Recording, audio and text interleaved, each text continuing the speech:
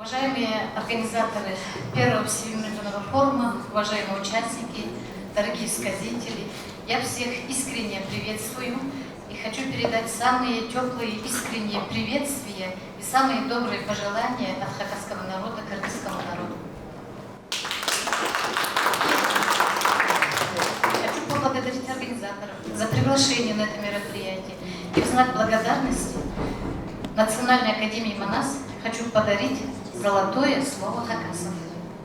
Это первый том фольклорного наследия хакасского народа, куда вошло 10 автономных сказаний, которые изданы впервые. Это материалы экспедиции Хакасского научно-исследовательского института изыскания литературы истории 45-46 годов.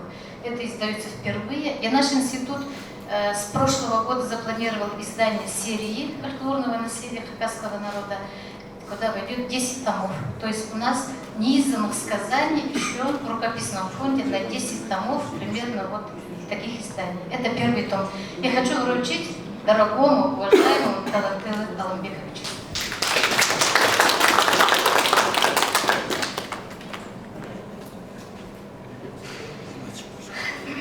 Ну, разрешите мне перейти к своему выступлению.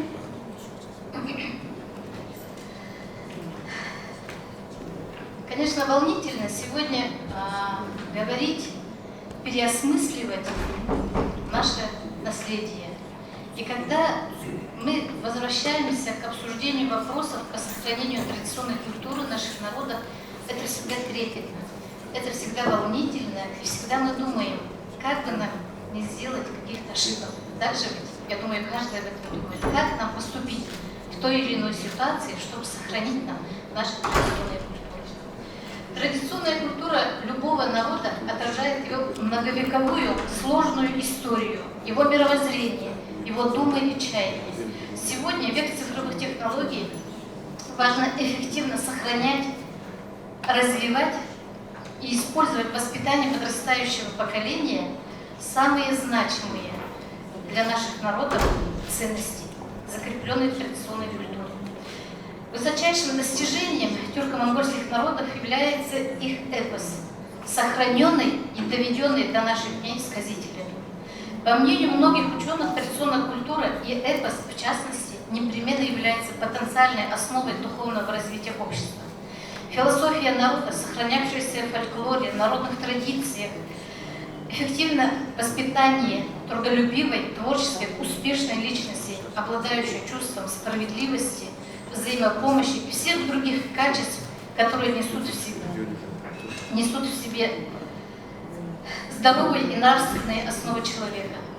Сегодня важное значение имеет развитие в подрастающем поколении духа сопричастности к культуре родного народа. Воспитание человека культуры в современных условиях и в ее аспектах и направлениях вряд ли возможно без учета психологического склада каждого народа, его традиций, обычаев и ценностей. То есть речь идет о целенаправленно организованном воспитании молодежи в контексте конкретной культуры. И это в условиях современности является приоритетной целью. Большую значимость в этом процессе играют ценности, которые закреплены в традиционной культуре и в эпосе каждого народа. Образцом набора таких ценностей, наверное, тем кладезем, который сохранил эти традиционные наши ценности, является тюрко-монгольский эпос. Наши народы испокон веков видели в эпосе драгоценное достояние, которое в течение многих столетий передавали последующим поколениям. Исследователи сегодня продолжают глубинное осмысление эпоса как масштабного культурного феномена, видят в нем хранилище культуры народа. К оцениванию аксиологического потенциала эпоса родного народа я бы отнесла слова эпосоведа Валентины Евгеньевны Нагашевой, которая, к сожалению, в 2021 году ушла из жизни, прожив 91 год и всю жизнь, всю сознательную жизнь посвятив изучению хакасского эпоса. И в 2021 году, когда у нас в Республике Хакасия объявили год эпоса, мы провели форум, посвященный эпосу, И Валентина Евгеньевна, будучи еще в здравии, когда вот эпосы объявили, она была очень довольна. Сказала, наконец-то эпос зазвучал на государственном уровне у нас в республике. И, к сожалению, вот от ковида она в сентябре, в день открытия форума, она ушла из жизни. И вот как хочу зачитать ее слова, что ее слова говорят о том, что эпос – это ценностное богатство духовной культуры народа, создававшееся в течение многих веков, ценнейшее историческое и культурное достояние народа, в котором ярко и образно выражено идеологические устремления народа. И сегодня с точки зрения аксиологии и педагогики функция эпоса очень важна, как никогда в сохранении этнической идентичности. Сказители, выражая в эпосе общечеловеческие ценности, непременно акцентировали всегда и сегодня акцентируют внимание на ценностных константах культуры родного народа. Например, в текстах Алп-Танамаха хакасского героического эпоса важная роль отводится идее самоотверженной защиты родной земли. И здесь можно привести много примеров.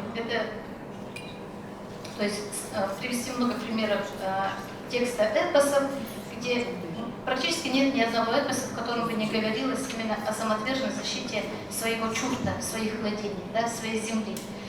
И наряду с самоотверженной защитой, то есть я говорю о ценностях, да, которые заложены в эпосе, в Алп-Танамахе конкретно, да, и которые передавались из поколения в поколение. И наряду с самоотверженной защитой своей земли, своего народа, одним из важнейших ценностей является неимоверная физическая сила богатыря Алпа.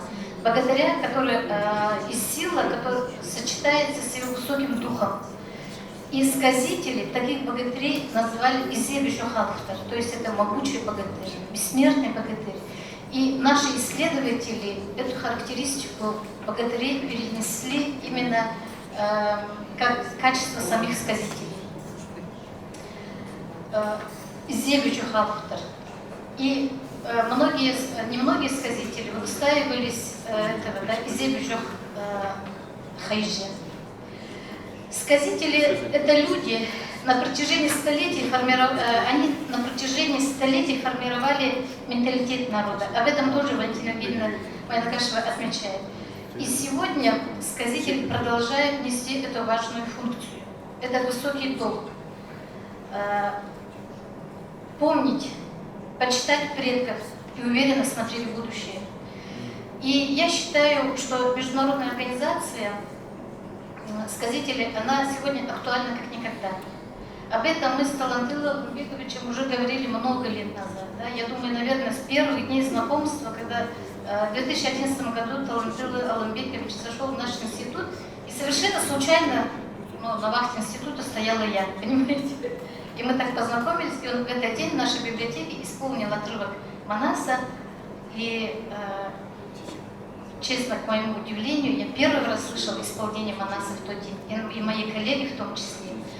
И в 2021 году по линии общественной организации мы провели эпосы народов Хакасии, вечера эпосов народов Хакасии. То есть мы ездили по районам, по селам, по самым дальним, и 20 минут рассказывали об эпосах народов Хакасии. То есть у нас в Хакасии проживает более 100 народностей, представителей более 100 народностей, и мы рассказывали о Манасе, о Джангаре, о Баланхо рассказывали, и о многих других эпосах, и даже нашли молодого человека, который исполнял на немецком языке песни «Нибелунг». То есть мы ездили по селам, просветительской работой занимались, да, и включали отрывок исполнения на экране. Талантыл Аламбекович присылал нам 3-4-минутное исполнение, чтобы в самых дальних селах тоже услышать исполнение Манаса в том числе.